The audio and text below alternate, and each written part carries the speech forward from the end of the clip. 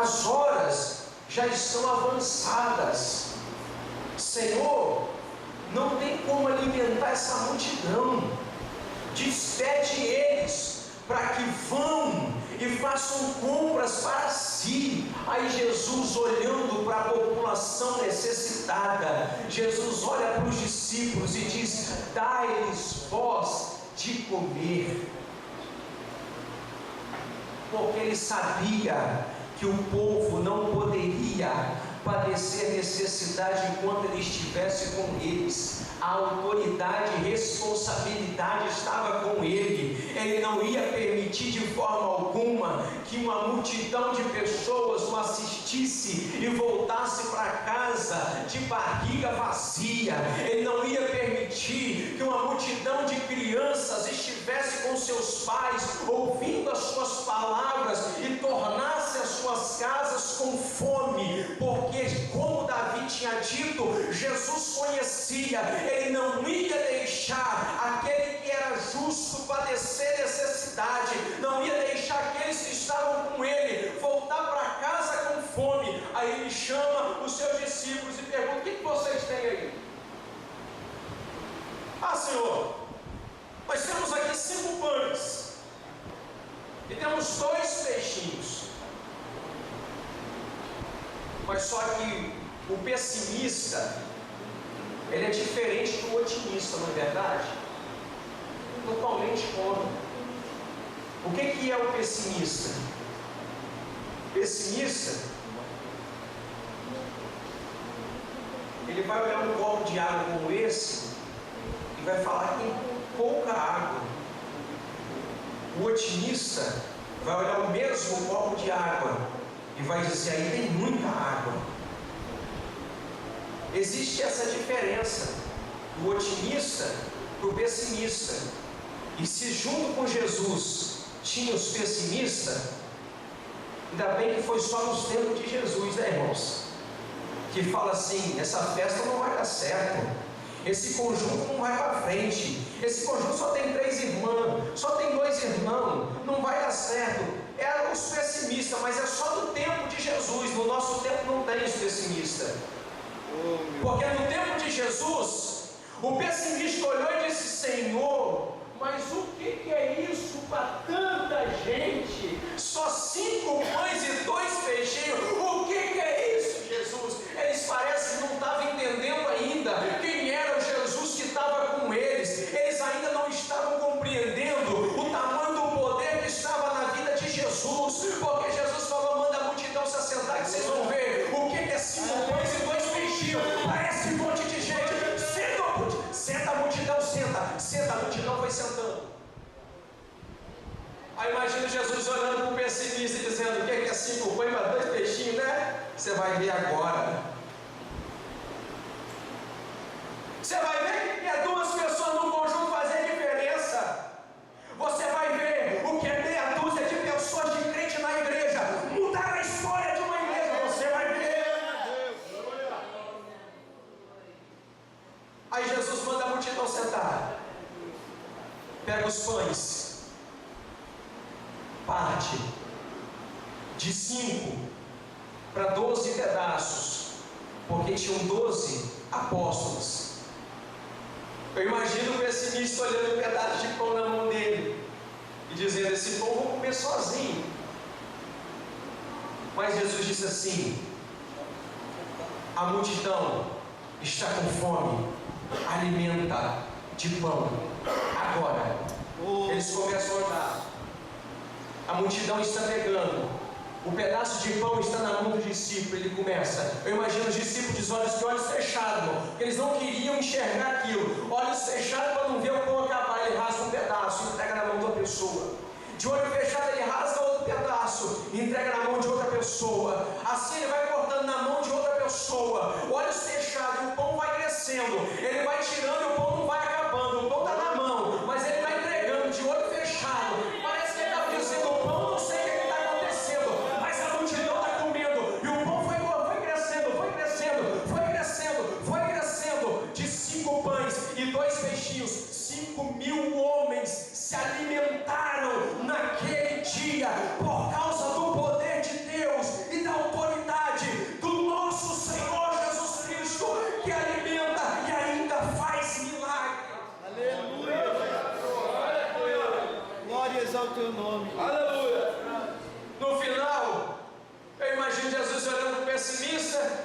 dizendo: 5 pães e 2 peixinhos, né, rapaz? Leva um cesto de presente para você. Você sabe que nos nossos dias, quando alguém critica de algum movimento na igreja, no final das contas, no final da festa, no final do evento, no final do culto, Jesus olha para o pessimista e diz: leva de presente o que sobrou para você, porque você viu o milagre, participou do milagre. Mas Deus não é usurento. Ele vai dizer para você: se alimenta também do milagre que eu fiz para a humanidade, porque Ele é aquele que não despede a multidão de barriga vazia. Livro do Êxodo, capítulo 16, abra a tua Bíblia, versículo de número 1 até o versículo de número 5. Êxodo 16, versículo 1 até o versículo de número 5. Glórias a Deus, quem encontrar pode ler. Partindo de Eli, toda a congregação dos filhos de Israel veio ao deserto, está entre Eli e Sinai aos 15 dias do mês segundo, depois que saíram da terra do Egito. E toda a congregação dos filhos de Israel murmurou contra Moisés e contra Arão no deserto. Os filhos de Israel disseram: quem dera que nós morrêssemos por mão do Senhor na terra do Egito. Estávamos sentados junto às panelas sagradas, quando comíamos pão até fartar. Por que nos tens tirado para esse deserto, para matar e destruir toda esta multidão? Então disse o Senhor a Moisés: eis que farei chover pão dos céus, e o povo sairá e colherá cada dia porção para cada dia, para que ovelhas se andem em leite por mão. E acontecerá o sexto dia, que prepararão o que colhem, e será o dobro do que colhem cada dia. Aleluia. Êxodo 16, você vai ver que no versículo 4 o Senhor diz assim: então disse o Senhor a Moisés: eis que eu vos farei chover pão dos céus. Enquanto o povo sai do Egito, lá eles estavam acostumados a comer todos os dias pão, comer as carnes que ali tinha.